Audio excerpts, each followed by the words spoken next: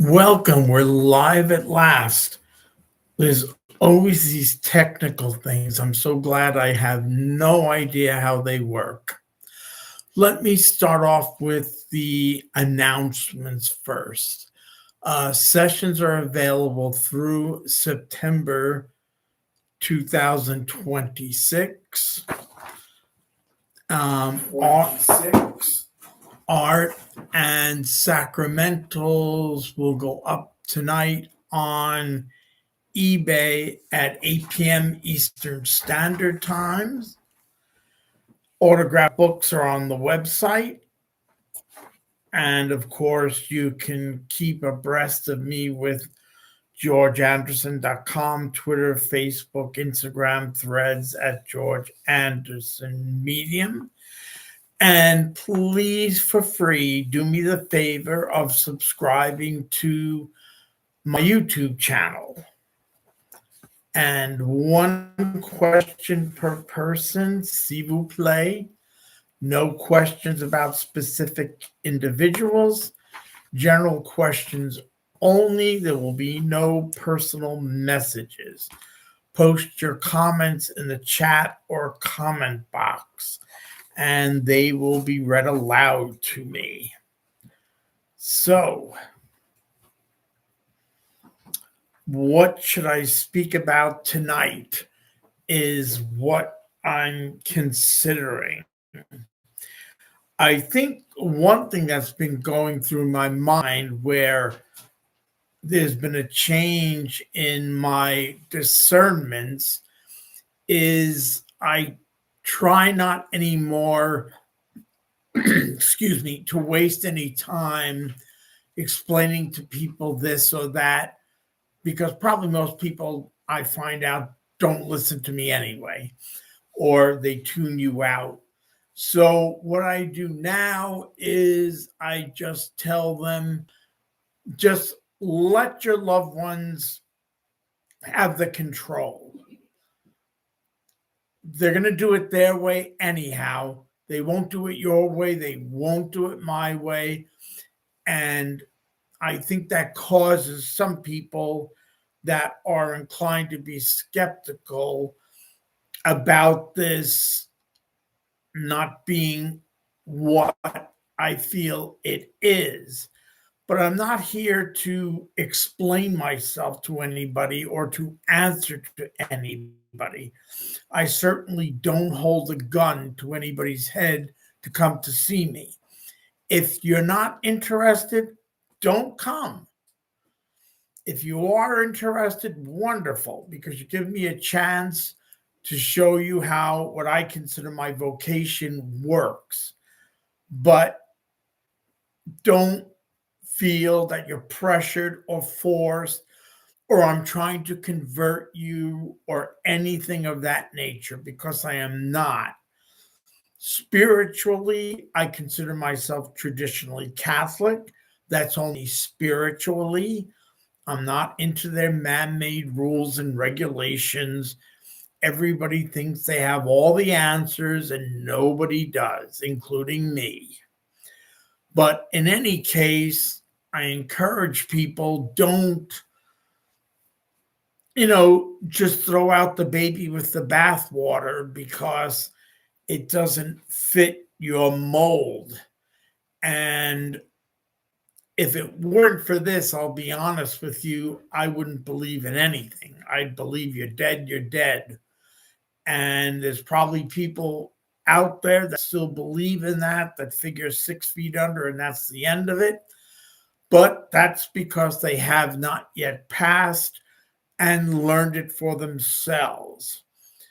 Those that have had that attitude have come through and have been very honest with me that they thought it was a load of horse manure. But now that they've learned it for themselves, they're very happy to reach out to those left behind here. So always know, as I've said in previous appearances, they're not 50 miles northwest of Pluto. They're here. It's just that it's the world unseen for us. but they are able to look into our world to a degree and certainly can give evidence that they feel is substantial enough to let you know that they're all right and in a happy place. Um, you can't, no more than you would want to do it here. Nobody likes being put on the spot to have to prove themselves. I always encourage people, be grateful for whatever they bring through to you. They always tell me to endorse, refuse nothing, ask for nothing. But be very grateful that they come to you, they reach out as best they can. Just because they don't sing the alphabet to you as you were hoping for doesn't mean that they're not near. There's always going to be somebody out there that feels they know better and feels that they have all the answers. I don't have all the answers. So be honest with yourself. You don't either. And as I said earlier, I don't hold a gun to anybody's head to come to see me or participate in this. It certainly is a unique privilege for those people who desire to sincerely experience it. And I know your loved ones are always happy to reconnect with you, including your pets as well. So, shall we start to take some questions? Have you ever had a near-death experience? And if not, what do you think of them? Well, I'm prepared this time for allergies. Um, I never have had a near death experience personally, but my father did when he suffered a severe injury on the job back in probably 1940 or something.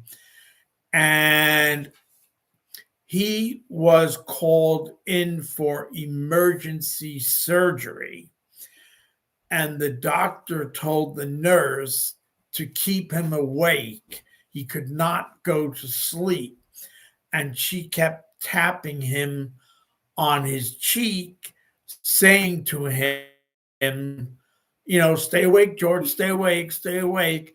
But all of a sudden, he said that he saw himself in a field of beautiful flowers with colors he honestly admitted he had never seen before.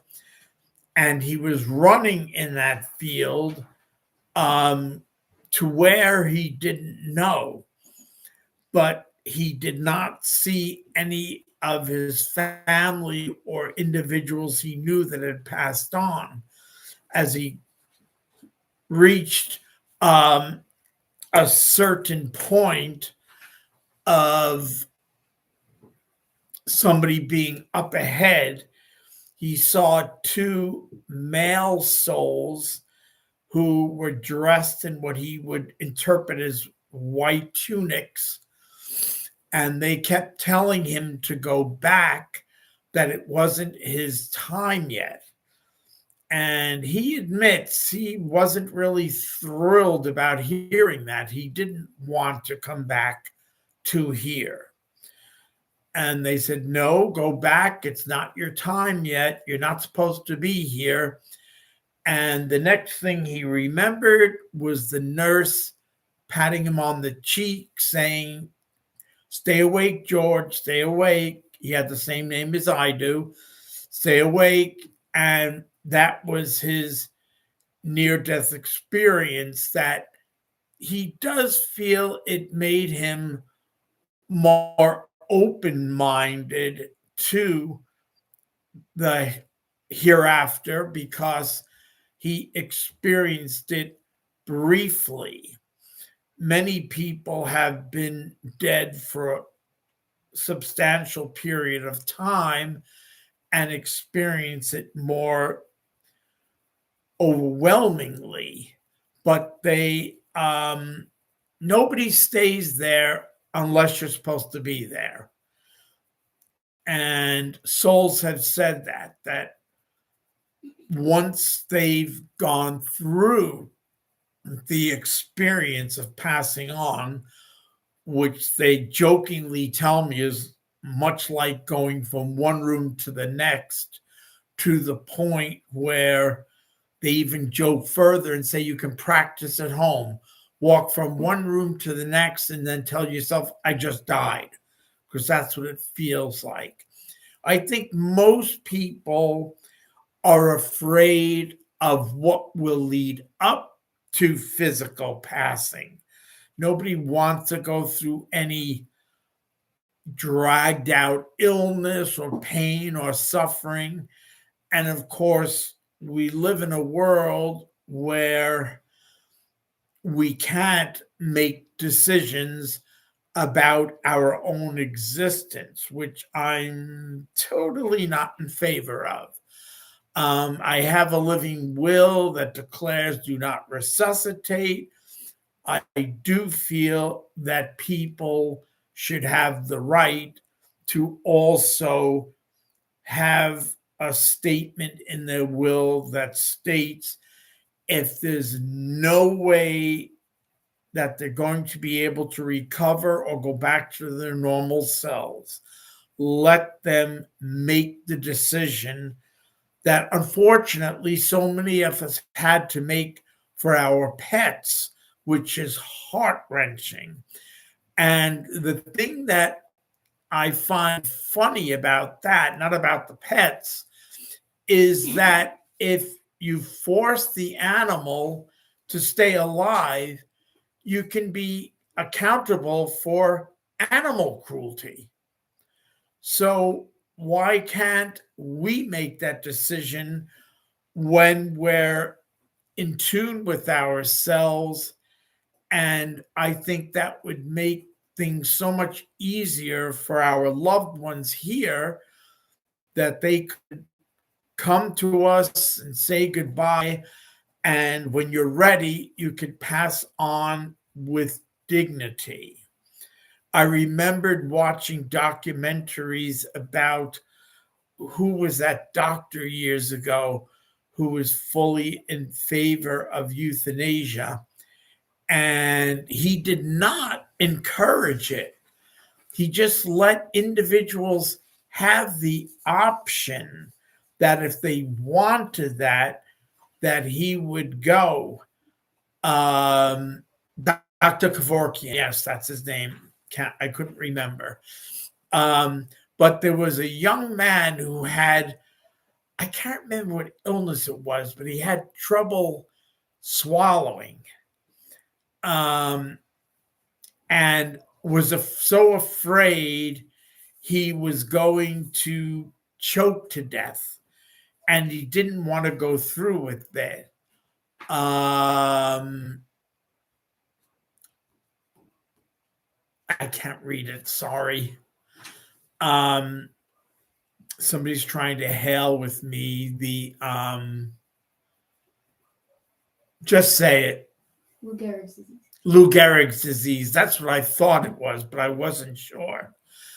But I don't blame him. I would not want to choke to death either. So Dr. Kevorkian kept asking him, was he ready?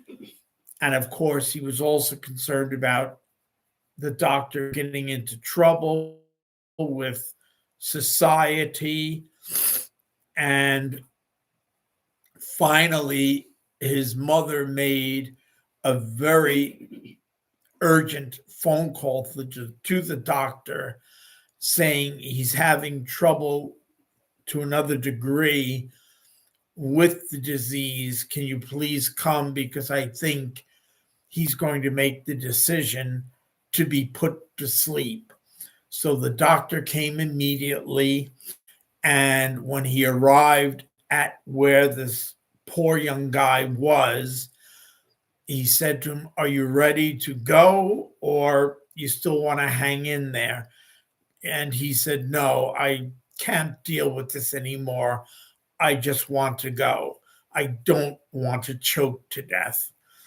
And the doctor administered the necessary medication to put him to sleep. And I think it was very brave on his part. And I think it was very noble for the doctor to give him that opportunity, or at least that the young guy knew he had that opportunity to make the decision to pass with dignity for himself.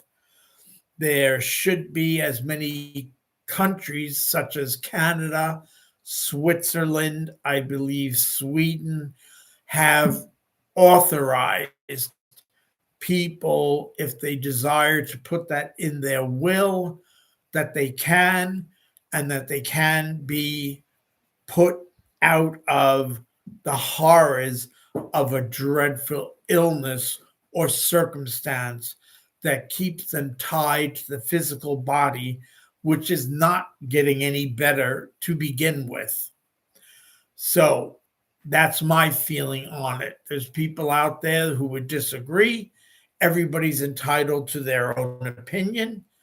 But I do feel that we should have the freedom to be in control of our own lives and not have a religious institution or a doctor tell us how it should be. Do we have any more questions? Has a relative ever come through during a session who's a relative of the sitter who they've never met in person and who has been deceased for a long time, like a grandfather or great grandfather? Yes, usually they do. Might have been somebody you never met, but you know of, and they certainly know of you. So that soul definitely has come forward in the sessions. They may come forward and just greet you, not help, not wanting you to feel that you're left out. Normally, when I'm doing a session, if people send me the feeling that they're grandparents and that they've all passed, I don't want them to feel that I'm ignoring them and not mentioning to their loved ones that they're here, even though you did not know them at all. I never knew any of my grandparents, but I would hope that if I was ever having a session with someone who's able to do this on my terms, that those grandparents would come forward or at least be acknowledged for sure. Do you definitely reunite with your loved ones in the next life? From what I understand, they do. They've come in dreams sometimes beforehand and said, "Don't be afraid, we'll be coming for you soon." And some people get freaked out by that. And I have no idea why. My eldest sister, who is going to turn 89 this January, when I was visiting her over the summer around the time of my birthday, several times told me that she's afraid to pass on. And I said, "Why? You miss your husband, and I'm sure he'd be more than happy to welcome you over." And she just couldn't give me a reason why the thought of death frightens her. There's nothing to fear but fear itself. Probably if she knew she was just going to pass away as her mother did, very quietly in a sleep like state, she may be more receptive to it. But She'll be 89 in a few months and probably will make it into her 90s, as many of my relatives have. Do we reunite with our pets in the year after? Usually, they're the first living things to come to you because what do? First of all, their presence is the sign of a happy passing. Their presence is very comforting and reassuring and therapeutic. What do? They make you feel good the minute you see them. That's what I'm looking forward to. When my time comes, I just drop dead and my kitty cats come for me. Seeing them will certainly make me feel as though I've won the lottery 10 times over. Are pets part of our soul group? I think they can be, only because of the experience I had when I was in the kitty shelter not far from where I live to adopt. And that's when I adopted, many of you remember Chloe and Hermie. And Chloe was a little princess. She'd always come up and hang around with me while I was doing these events. But I'll never forget what I felt. And I felt it was a lovely experience that I walked into the room because I was looking for a cat, not kittens. I was looking for a cat that's not been adopted. And all of a sudden, as I walked in, the animals parted and she walked right up to me. And I remember hearing a voice inside me saying, "Oh my gosh, it's so nice to see you again." And naturally, she came home. And I was glad that I did take her home where she was very loved and cherished and happy here, because according to her file, she had been returned by other individuals who had brought her home. And I don't know why they had returned her, but I'm glad that they did because she was supposed to come home with me. And I feel that I definitely knew her before. Otherwise, why that feeling? And that's very significant to me and personal to me. If somebody says that's just horse manure, well, say it's horse manure. But it wasn't to me. It was very joyful. Do our pets have their own angels and guides? I certainly believe they do, because there are souls in the hereafter who are extremely concerning toward pets. Now, if family members that have passed on have known them, they will more than likely tell you that they're there with them, that they've welcomed them over, and that they're all back together again as a family unit. But there certainly are angels and saints that are very compassionate toward animals here and there, and thus are with them as much as to comfort and to take good care of them. One of the viewers has leukemia and is very afraid to die, and wants to know, do we really go on to an afterlife, and are our loved ones there? I firmly believe we do, but I'm not going to force it on you to believe it. You'll learn it for yourself, as most people do. And your loved ones will be there whether you knew them or not. If you know of them, that's one step ahead. but also someone will be there for you, whether it be a loved one or a pet. And I can guarantee you they'll be very happy to welcome you over and see you.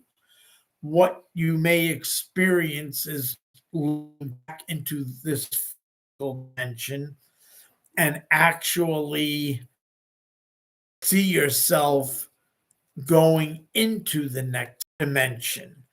But don't be afraid, somebody will be there for you just as much as you have loved ones here that are here for you. Pardon me, allergies. They're so annoying.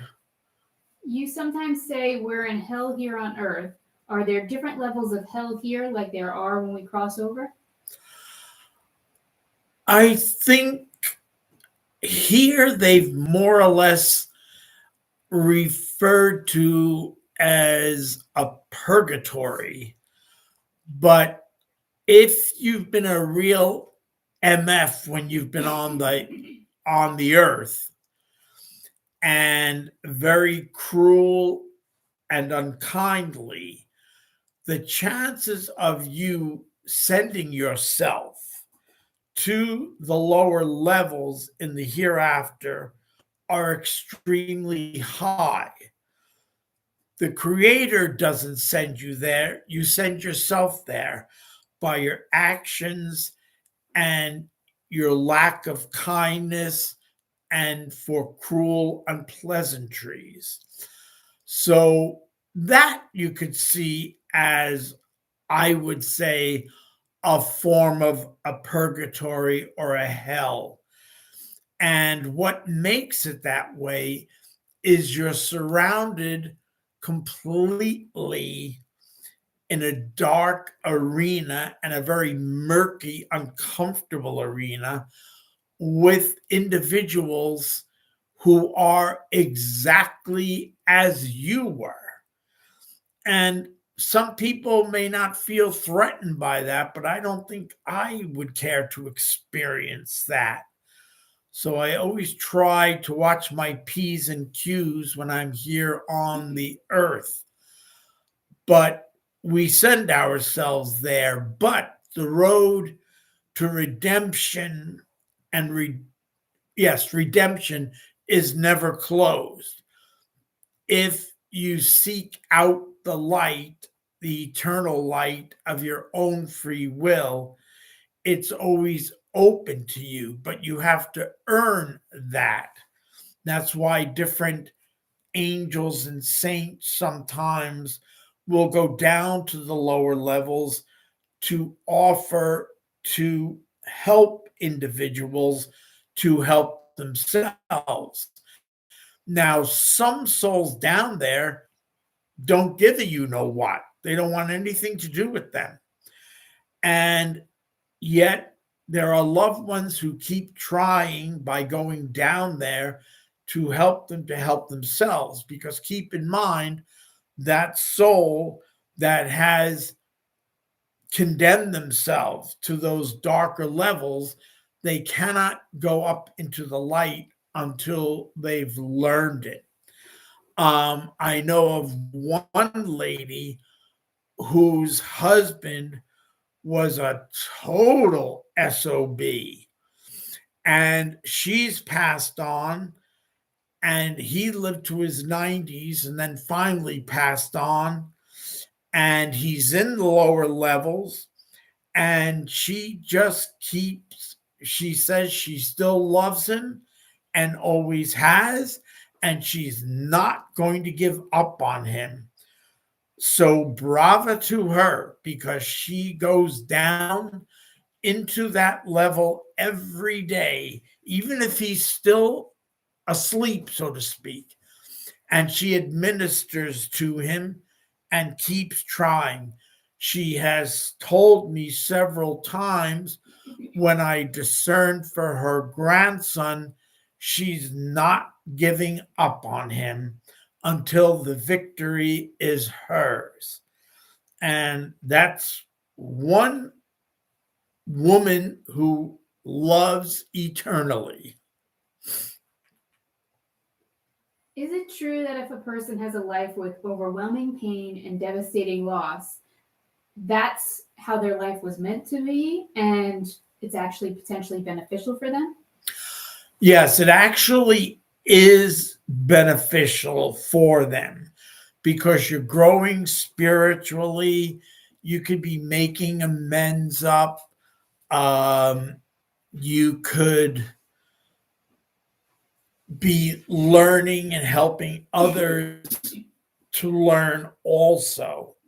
Remember, what happens to you can be also something that a loved one can assist you with and add to their own spiritual grace and redemption.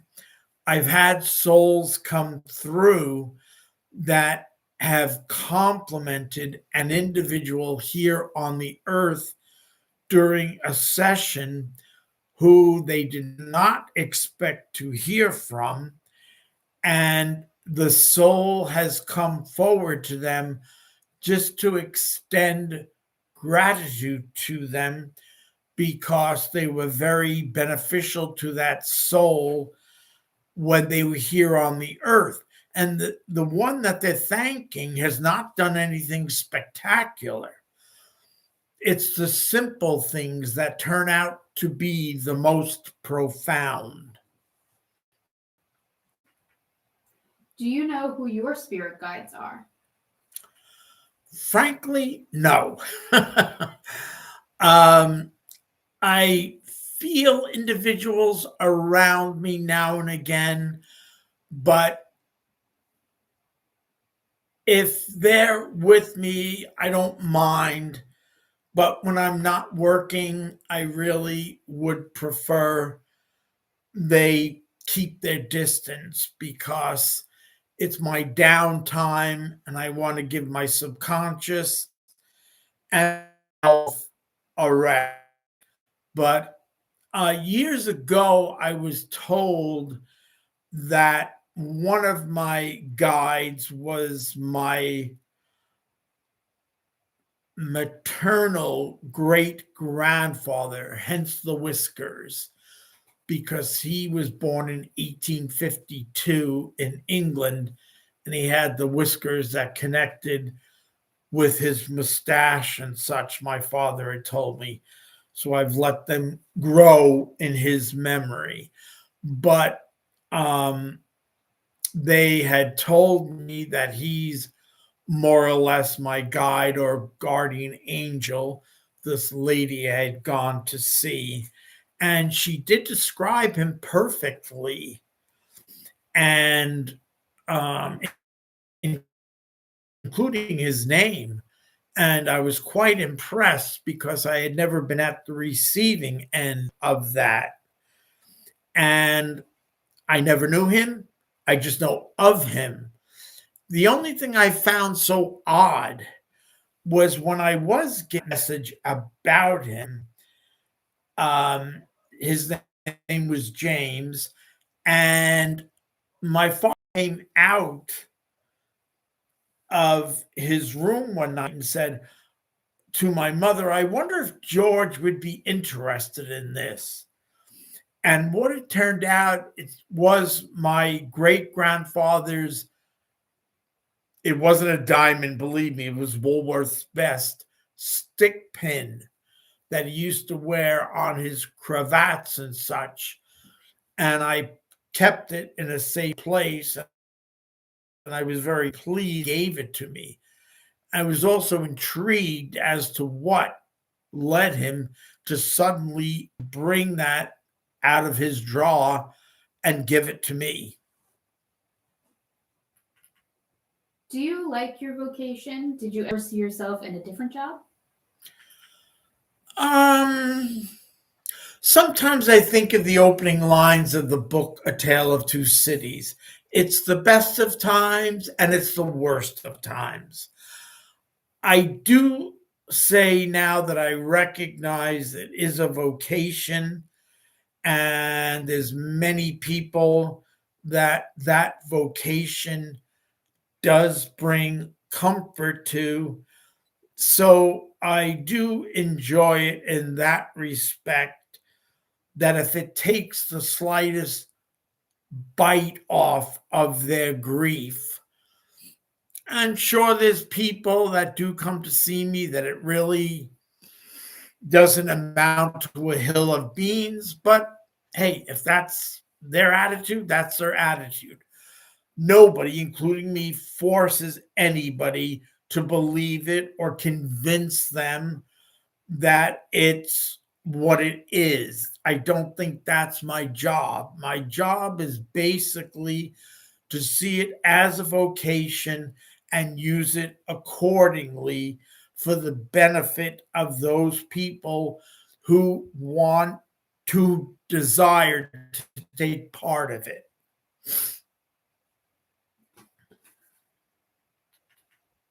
When you connect with souls, do you ever experience any feeling like overwhelming love or peace or anything like that? Yes, there's many souls that come through. I'm trying to think when I had recently during a private session. Oh, yes, this couple came to see me, and the wife's parents kept coming through. And try as I did, there were no skeletons in the closet. They were the perfect parents, especially the mother. She was a real sweetheart. And her husband had a very loving and joyful relationship.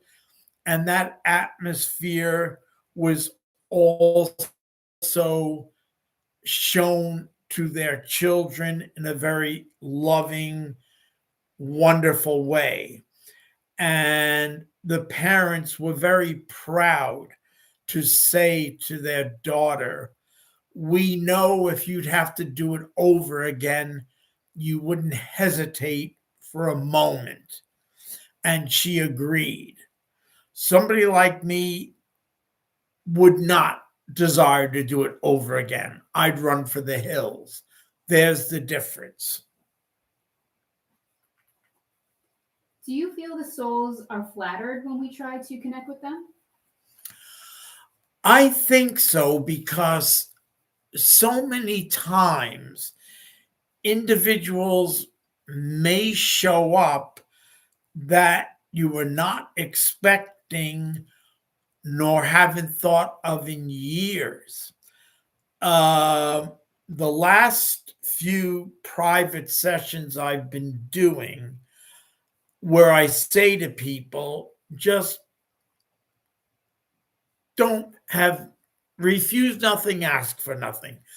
Let them be in control for the time that they're with us.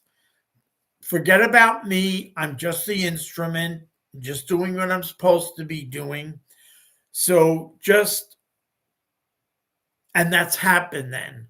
Who they least expect will show up and are thrilled that they've been recognized and remembered. It's obviously a big deal for them, whether you were expecting them or not.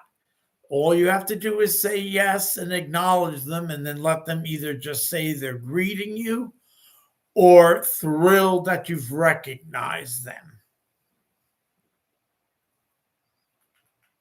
What is your opinion on the Edgar Casey readings? I've read about him from years ago, but I don't really think I have an opinion justifiably about him, because I didn't. I mean, there's so many books written about him, but I think I would have had to experience it in person, and I certainly wasn't thought of when he was here on the earth. Some things that he has forecasted skeptics have brought up that haven't come to pass. But I've learned from the souls over there that nothing is set in stone. And I think he was deeply spiritual and religious, but I think sometimes his Protestant upbringing also invaded some of his thoughts and actions, just like Catholic spirituality does with me. But I really would have had to experience him firsthand on a one on one level to really understand the depth of what he was doing. But if he was able to help so many people in any way, shape, or form, I think that that was wonderful and that that was his vocation. I'm sure there was individuals, I read in some of his books as individuals are expecting for him to give them stock tips and things of that nature. And that's what it's not about. People just, again, here on the earth, are open to it or believe it if it's done according to the way they think it should be done. And I'm sure there's individuals have come to see me that haven't left my room whistling Dixie because it didn't work the way they felt it should. And that's completely an injustice to your loved ones in the hereafter. And be grateful for the fact that they reach out, whether you believe it or not. They're not coming to convert you. They're not forcing you, and they're not holding a gun to your head either to believe it. If you believe it, wonderful. If you don't, you'll find out someday. I guarantee you that you'll find out I'm right as usual, whether you believe it or not. Can you talk about the guff? Where do souls go when no one is left here on the earth? The guff, I don't understand what that means. Well, if there's no one here, if you're the last of the Mohicans here on the earth, which has come up in some people's sessions, I've had their loved ones reach out to them and tell them that they're the last of the Mohicans. And most of the time, the subject smirks and says, well, that's a fact, but they will be there for you regardless, even if you live another 50 years. Nobody knows, or some souls may know, when your arrival time will be over there, but they're not allowed to bring it to our attention. I always tell people there's no guarantee I'm going to be here next week. There's no guarantee you're going to be here next week. When your time comes, it will come. It will find you. So focus on the here and now in this world, because especially with all the bull that's going on here, there's something more joyful and loving to go to when you're supposed to arrive. Do we choose our spiritual lessons and the people we meet along the way to help with those lessons before we come to this plane? Excuse me. I believe that's true, that we do choose the role and not act, but go through the experience. Certain episodes, not that I'm trying to be the center of attention, but certain episodes in my life that to this day I still have issues with. I have seen the value of what they have done, helping me to help myself in my vocation. Um, Not growing up in a genuinely loving and engaging home certainly has made me not really be able to relate to that. And I'm glad, because it keeps me strictly out of your session emotionally. I am merely the instrument. There have been times in the past where I've kind of gotten a bit choked up inside and felt a sense of sadness for the subject. It always happens to the nicest people. It's dreadful to say, but it seems to be true. But I remembered that as soon as I let my emotions get involved, somebody over there started reading me the riot act.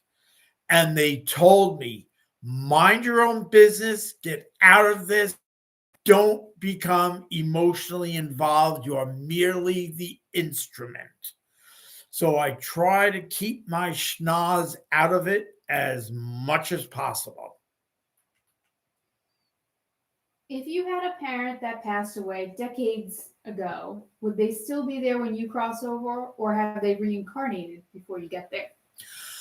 Well, since there's no conception of time over there, um, chances are they're going to be there for you, but if they have space in between, they may choose to come back here to take another direction on their spiritual journey. So, but they probably desire to make sure that they will have concluded with that, so that when your time comes, they'll be there for you and they will know of you and when you're coming. During your chats like this, do you ever have someone come through and try to communicate, or do the souls know what you are doing at this time? I think the souls know what I'm doing, and they really don't push their way at me, because this is another form of my vocation. It's not something that they invade my subconscious with. It's not that type of the job at this time. So I don't get them bothering me in any way to reach out or call out to anybody, because I think I have to have the individual singularly either on the phone or in my presence personally to do that particular form of vocation. Are other deceased forms of life, like past, present, extinct species, in the afterlife? Um, Interesting question.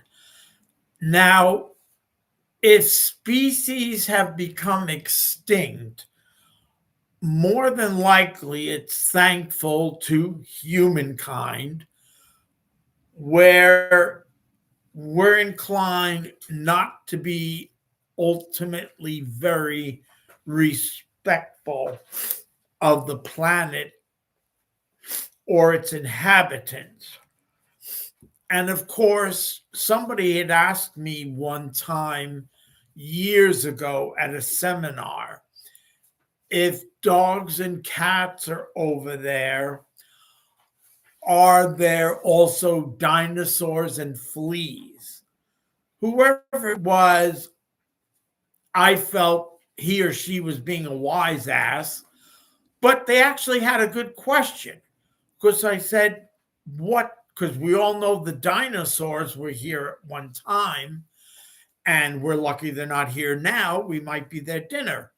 But the I said to myself, that's, to me, a little bit of a smart ass question, but it's a very good one.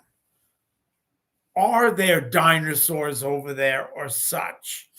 And of course, no. The soul said that they were died from when the asteroid hit the earth, and they evolved into other species. For example, Tyrannosaurus rex, they said, evolved into being a chicken. And it's interesting that the Tyrannosaurus was so well known for eating everything that came in front of it. And that's one animal that we're inclined to eat very much here on the earth for those people that are not vegetarians or vegans. But certain species at times evolve into other forms of life. If you've seen documentaries on YouTube about the Komodo dragons, I wouldn't want to come across one of those things. And they definitely, in my opinion, are descendants of the dinosaurs, just like crocodiles and alligators are, and other forms of life that have survived for the centuries, but they probably are descendants of dinosaurs and other forms of life that may not exist anymore. They keep telling us the Loch Ness Monster doesn't exist, and yet people claim they've seen that. How do we know it doesn't exist? I still would keep an open mind to the possibility. If you feel like you failed at saving an animal because it was their time to pass and they're on their own journey, what is the best way to put it in perspective so you don't feel guilty?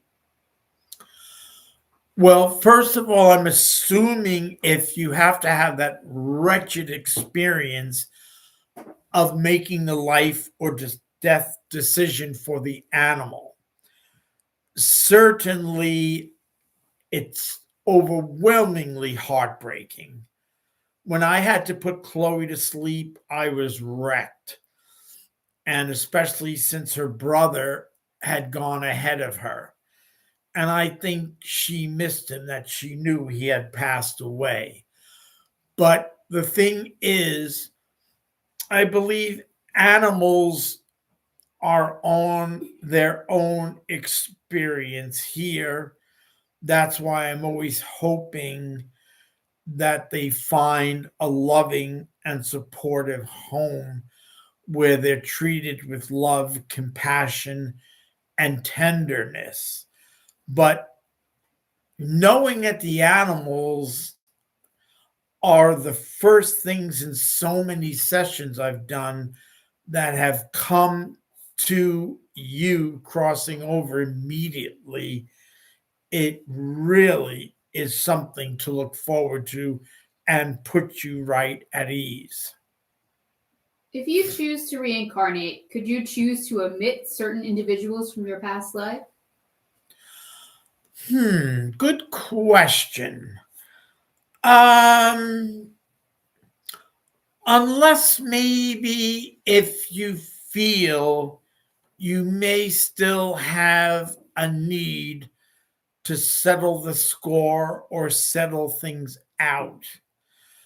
Um, I've had the feeling of presences from over there that were not delightful to me growing up. And usually when they come around me, I basically tell them, take a hike, and wouldn't be really interested in seeing them over there. The only thing, as I said, I'm really interested in seeing are my kitty cats and some of my Irish cousins and my mother's older sister, my aunt, who lived to 93. I'll be looking forward to seeing her again. I felt so bad for her. She lived to 93 and outlived one of her daughters, but I'm sure they're reunited over there for sure. What do the souls in the hereafter think of the present climate here on Earth? Bad news. I haven't had a session, whether by phone or in person, the last few weeks where some soul hasn't come forward and said they're glad to be out of here because they don't have to deal with all the bull that's going on here. And it will continue to progress, especially now and toward the end of the year. They have not come out and officially shared with me what it will be. But all you have to do is take a look around with all the bull that's going on, and I'm sure it won't be pleasant up ahead. For more videos such as this, please subscribe to my YouTube channel. It is free. Sessions are available through September 2026. So if you're interested, take advantage. Tonight on eBay, the sacramentals and art pieces will be up at 8 p.m. Eastern Standard Time. That's New York time. Autographed books are on the website. If interested, you can keep abreast with me at georgeanderson.com, Twitter, Facebook, Instagram, Threads at George Anderson Medium. And other than that, I think it's time for me to say adieu. So all the best to all of you. Thank you for tuning in, and watching. Until again, all the best. I will pray for you. Pray for me.